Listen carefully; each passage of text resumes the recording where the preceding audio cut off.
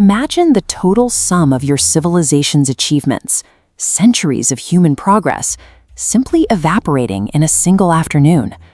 In 48 BC, a fire spread from the harbor into the city of Alexandria. Hundreds of thousands of papyrus scrolls, centuries of history, law, mathematics, and science turned to ash. Nearly 2 millennia later, that exact same vulnerability remained intact.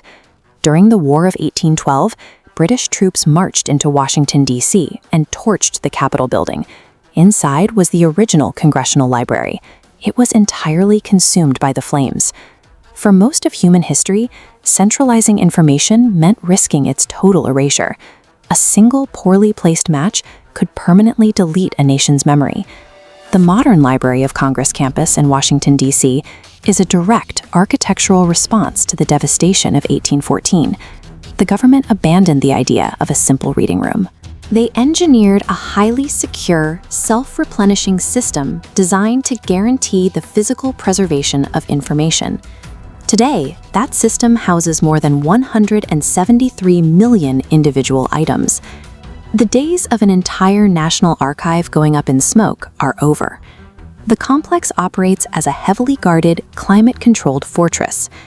This massive accumulation of human output is driven by a single automated mechanism written into federal law. The initial replacement effort was seeded by Thomas Jefferson, who sold his personal collection of 6,487 books to the federal government. Buying up private libraries one by one is a slow, expensive way to build an archive. It relies heavily on active human curation. To scale the collection, the government utilized U.S. copyright law as an automated acquisition engine. The law established a strict requirement. Anytime a publisher prints a copyrighted work in the United States, they must legally deposit a copy with this specific institution. Because of this mandate, the library receives roughly 15,000 new items every single working day. This chart shows the scale of that daily intake. 15,000 items rapidly stack up, completely dwarfing the acquisition capabilities of any standard local library. By tying its growth to the commercial publishing industry, the institution transformed from a static room of books into a relentless, infinitely expanding machine. The center of this machine is the main reading room, characterized by its massive concentric rings of desks and deep architectural alcoves. Cataloging, organizing, and safely storing 173 million physical objects is a massive logistical operation.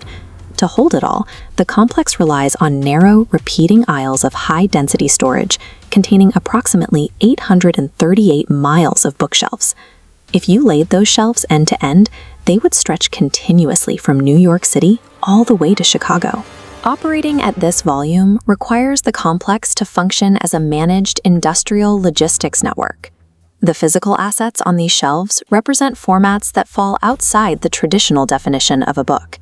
The archive holds invaluable historical manuscripts, like Thomas Jefferson's original rough draft of the Declaration of Independence.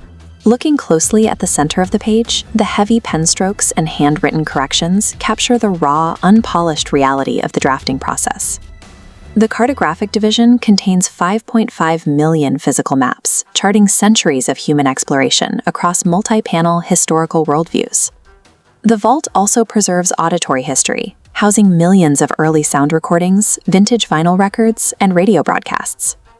By securing everything from foundational maps to comic books, the institution maintains a highly detailed, unfiltered spectrum of human expression.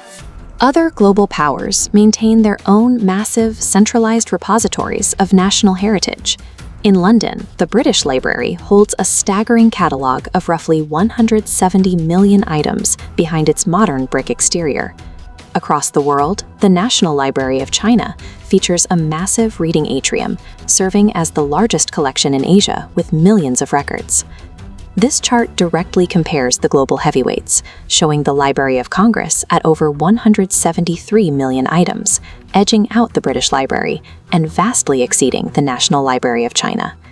With a collection that includes research materials in over 450 different languages, the Library of Congress has achieved a breadth that represents nearly every country on Earth. Modern digital data streams are fragile, highly susceptible to unpredictable corruption, catastrophic server failure, or the slow degradation of simple bit rot. This three-dimensional fortress relies on physical permanence, ensuring the devastating losses of antiquity are never repeated. Despite its immense scale and tight security, ordinary citizens can walk past the marble columns and bronze statues to interact directly with history. True cultural power lies in engineering a system of preservation that can endure for centuries.